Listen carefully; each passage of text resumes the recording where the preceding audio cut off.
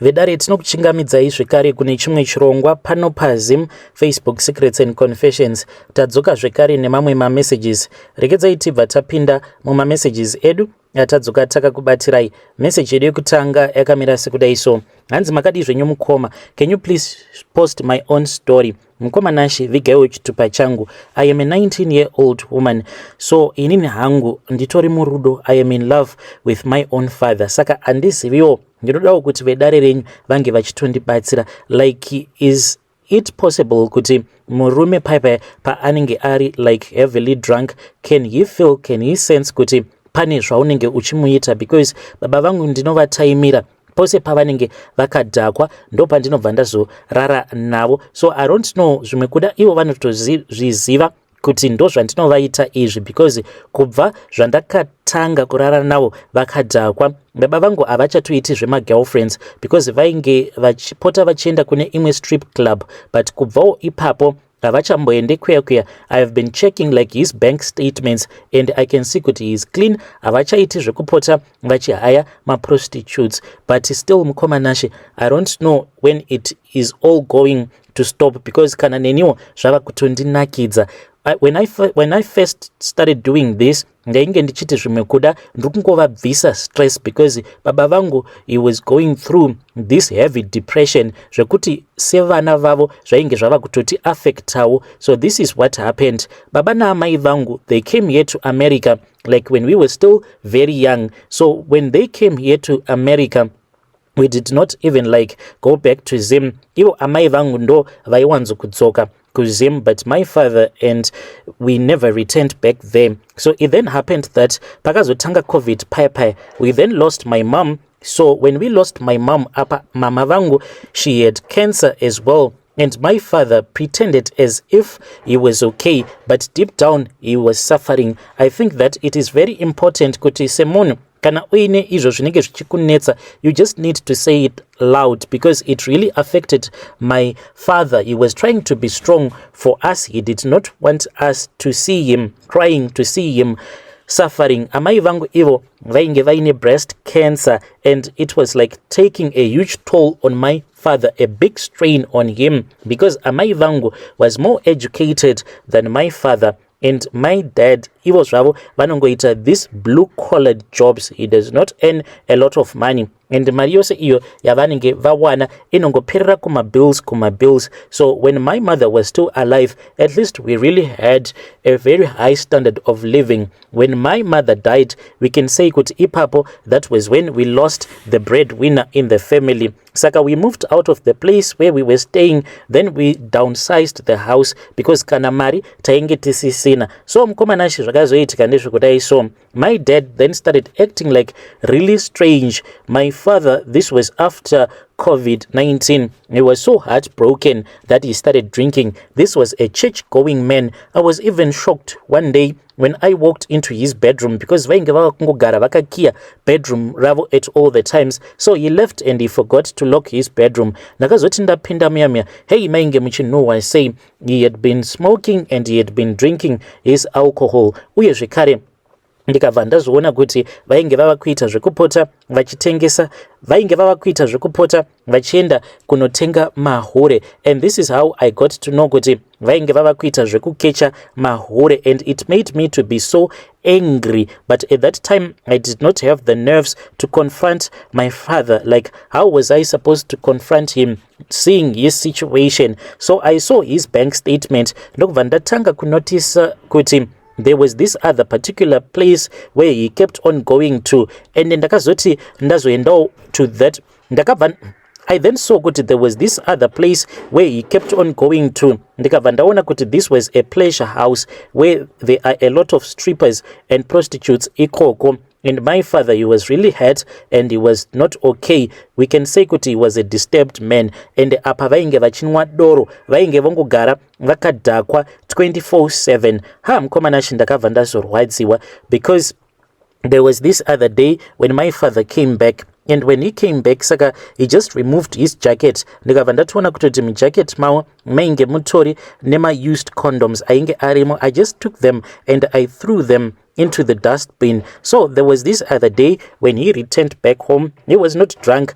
Vakabva vazotidana vakabva vazoti vana vangu, I want us to watch a movie together. So we were watching this other movie that my mom used to love to watch a lot, inonzi The Maze Runner. So when we were busy watching that movie, like I was really bored because I had watched it over and over again when my mom was still alive. So we then left our dad on the couch. Then he started drinking his beer. Mkoma, to tell you the truth, I never had any feelings for my dad, like sexual feelings prior to this. And then when I was in my own spare bedroom, ndopa ndakabva ndazonzwa kuti noise yainge yoitika in the living room, it was just too much. I could not even sleep because of the noise. So when I returned back to the living room, that was when ndikabva ndazoona kuti baba vangu Ivo, he was only wearing his boxer short.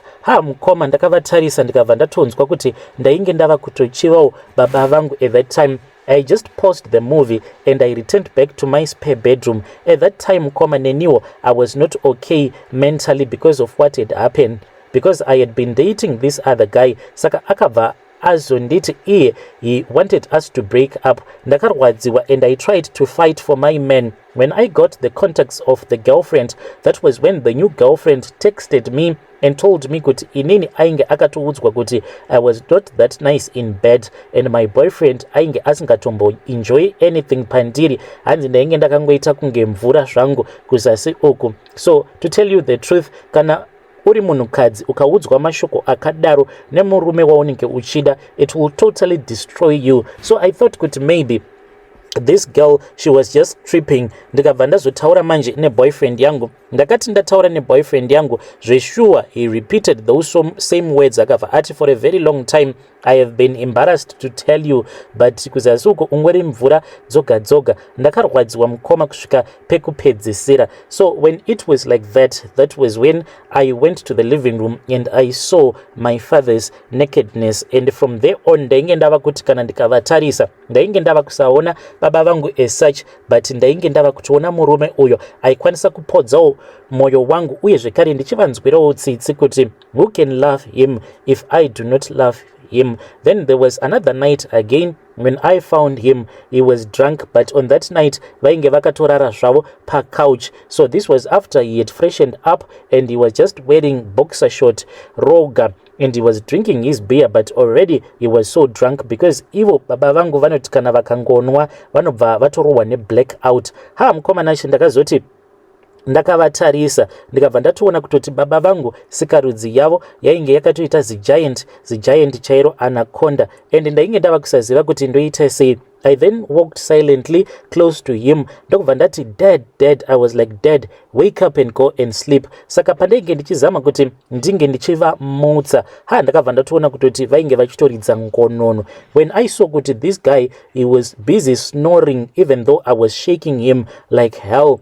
But ndikabva ndaona kuti vainge vasingamuki, ndopa ndakabva ndazongobatwa nepfungwa dzekuti chimboibataka. I got the nerves to touch him, and once I touched him I could not stop myself. Ndikabva ndatanga kutamba ndichingotamba nesikarudzi yavo, apende ndichitamba nayo kudaro. Chakandinetsa ndechekutoti vainge votowedzera mafeelings. Mukoma ndakabva ndazongoita kuti vange vachingorara pakauchi paya, ndikabva ndaita zvandakaita nababa vangu. Kubva ipapo mukoma kusvika pari zvino ndinototaimira baba vangu. Sometimes I encourage him to go and drink his alcohol whilst he is in bed. Dzimwe nguva mukoma I even spike his drink so that vange vachizorara. Like when he goes to his bedroom, I make sure kuti he just goes there with one bottle. So usually he calls me, then pandinozoenda kuya ndinenge ndatovadirira doro racho muglass ndichiitira kuti kana vakangonwa doro iro randinenge ndaspaika, then vanobva vatorwa neblackout. Ndobva ndatoenda kuya ndobva ndaita zvandinenge ndichida navo. I can even do this mukoma for the whole night because vanenge vakangorwa neblackout. Saka handisivi kuti baba vangu, does he know kuti this is what I am doing to him? Saka ndinokumbirawo kuti vedare renyu vange vachindibatsira. Apa right now I am not feeling okay at all, and I suspect that I might even be pregnant for my father.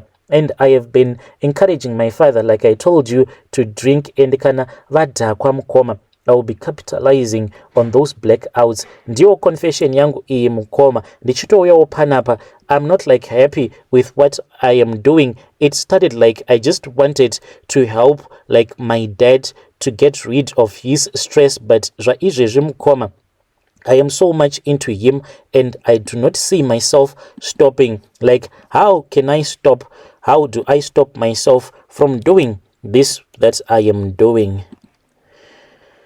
Hey, vedare ndo message iyo yandakatumidzirwa ichibva kune mwanasikana uyu. Please ngatizamei kuti tinge tichitaura naye mwanasikana uyu mucomment section. Awa ndiwo anonzi makuna chaiwo. Hey, pakaipa, asi ngatitaurei naye mwanasikana uyu mucomment section. Strange things indeed they do happen in this world. Rekedzai tibva taenda panyedu inotevera. Nyedu inotevera yakamira sekudai so. Hanzi makadi zvenyu mukoma. Ndinokumbirawo kuti munge muchindiposterawo nyaya yangu makavigawo chitupa changu. Inini, I think kuti it is for the best for a woman not to communicate navatezvara vake, because upenyu hwacho hwatava kurarama uhwu hunotinetsei kana vanhu vakagara vataurirana paWhatsApp.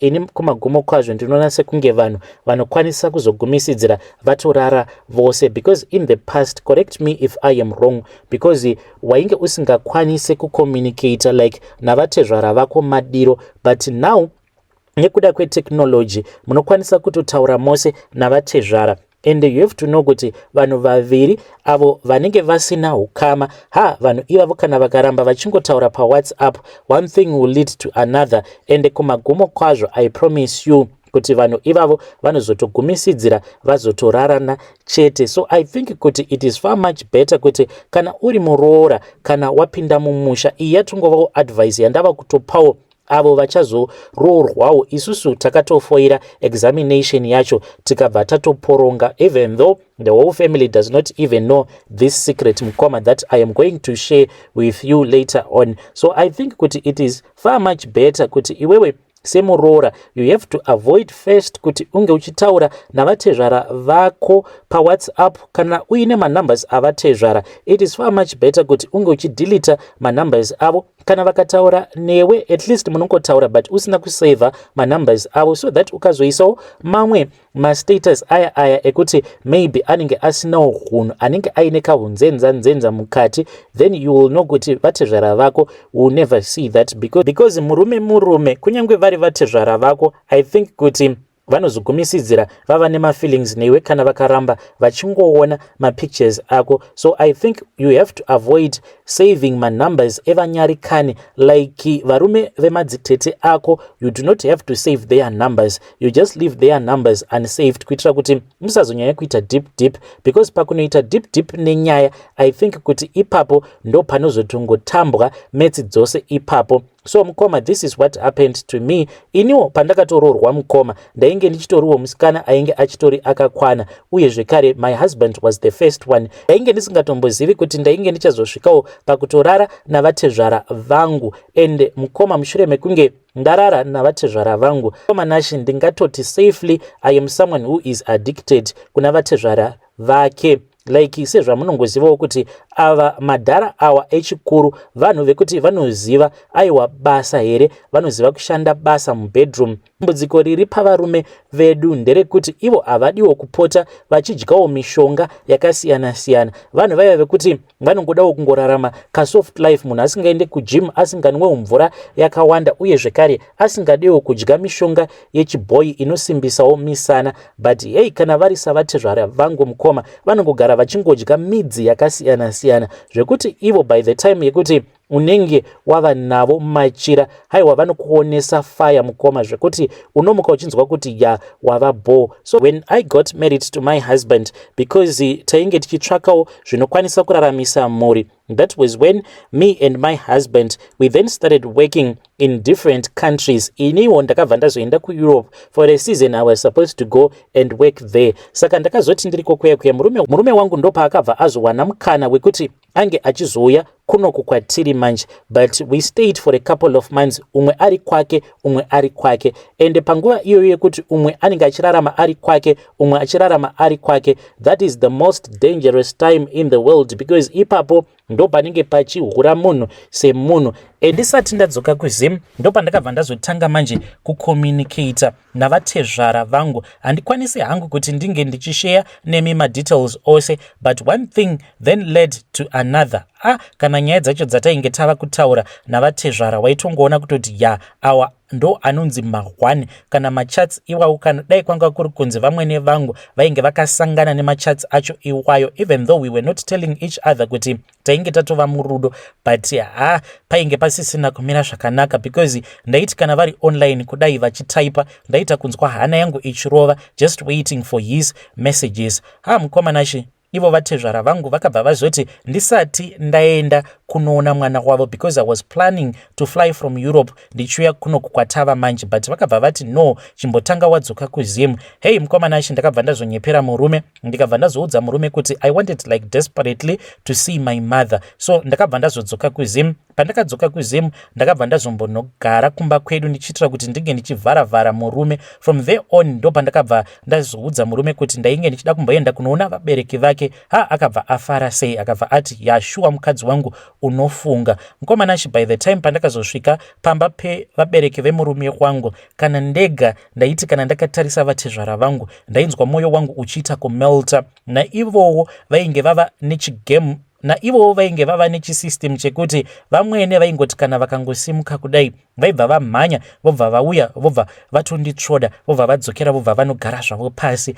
Saka you can just imagine kuti the desire it kept on getting stronger and stronger by the day. Apa tainge tava kuti vanhu paipai pavanenge vaenda kunorara, so inini I had to sleep in the dining room nevamwe vazukuru. Ndo pataibva tazongotanga kungotaura paWhatsApp kusvika wava kunzwa kuti iko zvinozvi I just need a man by my side. Then pane rimwe zuva apo pavakazoti kwandiri vainge vachida kuti vange vachiuya kuzorara neni, ndakabva ndati no, musauya because ndinotya, but mumwoyo mangu ndainge ndichida kuti vange vachiuya because I really wanted him.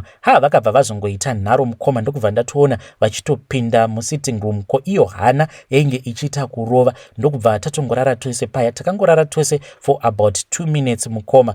Kubva ipapo mukoma navatezvara vangu tainge torara tose almost on a daily basis, zvekuti murume akazotoita zvekutopopota achiti iwe uya kuno, because ndainge ndava kusada kuuya kuno kumanje kwandava kugara nemurume wangu nevana vangu. But zvandakaitwa navatezvara vangu, I can safely say kuti not even in a million years can my husband ever do such a thing izvo zvandakaitwa navatezvara vangu. So inini kusolva nyaya iyi yekuti semuroora unozogumisidzira wararawo nanatezvara uye zvekare wozogumisidzira wazorara nevarume vanatete, I think the best way is kufanira kuti unge uchingodelita mamwe mafone numbers mufoni mako just to avoid miedzo. Yes, I know kuti kune vamwe vanhu vari judgmental kunze uku, but hey, upenyu hwatiri kurarama hunotinetsei vanhu. Kana mukagara matocommunicata paWhatsApp, mukangogara matanga kutaura dzimwe nyaya, munopedzisira mazotovaka bonde. But ndiyowo confession yangu iyi mukoma, ndakatoita bonde navatezvara nanhasi uno hatisati tarambana, tinotongotaura zvedu paWhatsApp low and like kana nditori ndega so ndotoita video call navatezvara vangu. Hey, vedare ndo message iyo yandakatumidzirwa ichibva kuna vahanzvadzi vedu. Please ngatizamei kuti tinge tichitaura navo vahanzvadzi vedu ava mucomment section. Zvakangooma hazvo vedu we. Hey, strange things indeed they do happen in this world. Pakaipa.